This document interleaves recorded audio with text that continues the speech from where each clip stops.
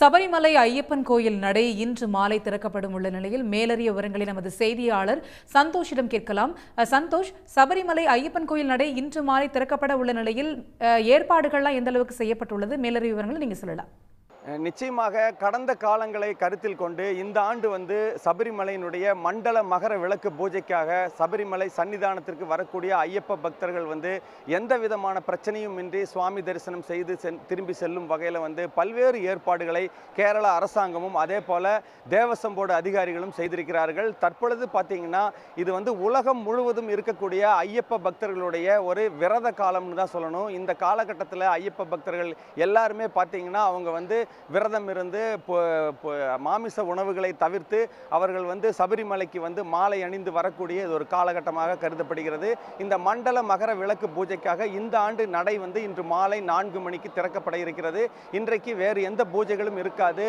அதே போல புதிதாக பொறுப்பேற்றிருக்கக்கூடிய மேல் சாந்திகள் பதவியேற்பார்கள்.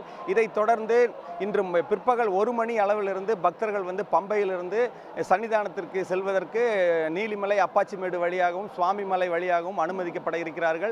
இந்த நிலையில் பார்த்தீங்கன்னா இன்று காலையிலிருந்து பக்தர்கள் வர தொடங்கி இருக்கிறார்கள். தற்பொழுது இங்கு வந்திருக்கக்கூடிய பக்தர்கள்ட்ட கேட்போம், எத்தனை வருஷமா நீங்க மாலை போட்டுக்கிறீங்க? இந்த வருஷம் இந்த சுவாமி தரிசனம் செய்வதற்கான ஏற்பாடெல்லாம் எப்படி இருக்குன்னு நினைக்கிறீங்க? நாங்கள் காஞ்சிபுரம், தமிழ்நாடு காஞ்சிபுரத்துலேருந்து வரோம் சாமி. 16வது வருஷமாக நாங்கள் மாலை போட்டு வரோம். இந்த வருஷம் இந்த ஏற்பாடு இன்றைக்கி தான் முதல் நாள், மண்டல பூஜை மகர விளக்கோட முதல் நாள்ன்றதுனால கொஞ்சம் ஏற்பாடெலாம் நல்லா தான் பண்ணிடுறாங்க. நாங்கள் வரும்போதே ஆன்லைன் புக்கிங் தான். இந்த கடந்த வாட்டி நெரிசல்லாம் தவிர்க்கணும்னு சொல்லிட்டு இந்த வாட்டி ஒரு நாளைக்கு 1 லட்சம் பேருக்கு தான் ஆன்லைன் புக்கிங் பண்ணுறாங்க. 80,000 புக்கிங் தான் பண்ணுறாங்க. அதில் நாங்கள் பண்ணிக்கிறோம். இந்த வாட்டி முதல் வாட்டியாக இப்போ நாங்கள் பண்ணி உள்ளே போகிறோம். இந்த வாட்டி நான் அந்த கடந்த காலத்தில் ஏற்பட்ட நெரிசல்லாம் இல்லாமல் இந்த வாட்டி நல்லபடியாக நடத்துவாங்கன்னு நம்புகிறோம் சாமி. ஓம் சுவாமியே சரணம் ஐயப்பா. நாங்களும் காஞ்சிபுரத்துலேருந்து தான் வரோம். நான் 14வது வருஷமாக நாங்கள் இங்கே வந்திருக்கோம். இப்போ எல்லா ஏற்பாடுமே நல்லா தான் பண்ணியிருக்காங்க சுவாமிகள். அதே மாதிரி பம்பால போன வாட்டி தான் நிலக்கல்ல ரொம்ப கஷ்டமாயிடுச்சு எல்லாருக்குமே, எல்லா சாமிமார்களுமே கஷ்டமாயிடுச்சு. இந்த வாட்டி அந்த பிரச்சனை இருக்காதுன்னு நாங்கள் நம்புகிறோம். அதாவது தற்பொழுது வந்திருக்கக்கூடிய பக்தர்களுக்கு பார்த்தீங்கன்னா பல இடங்களில் இப்போ வாகனங்களை நிறுத்துவதற்கான ஏற்பாடுகளை செய்திருக்கிறார்கள். குறிப்பாக நிலக்கல் பகுதியில் கிட்டத்தட்ட 10,000க்கும் மேற்பட்ட வாகனங்களை நிறுத்துவதற்கு ஏற்பாடு செய்யப்பட்டிருக்கிறது. அதே போல் தற்காலிகமாக பம்பை வரைக்கும் சென்று சிறு வாகனங்கள் அங்கே நிறுத்துவதற்கான அனுமதியும் வழங்கப்பட்டிருக்கிறது. தற்பொழுது பார்த்தீங்கன்னா சபரிமலைக்கு வரக்கூடிய பக்தர்கள் இன்றைக்கு காலையிலிருந்து இன்று முதல் நாள் பார்த்தீங்கன்னா 30,000 பேர் ஆன்லைன் மூலமாக முன்பதிவு செய்திருக்கிறார்கள்.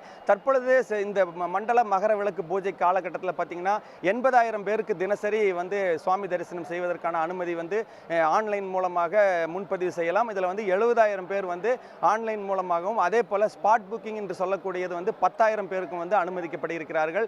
இந்த ஆண்டு எந்த விதமான பிரச்சனையும் இன்றி பக்தர்கள் வரக்கூடிய பக்தர்கள் சுவாமி தரிசனம் செய்து திரும்பி செல்லும் வகையில் பல்வேறு ஏற்பாடுகளை செய்திருக்கிறார்கள்.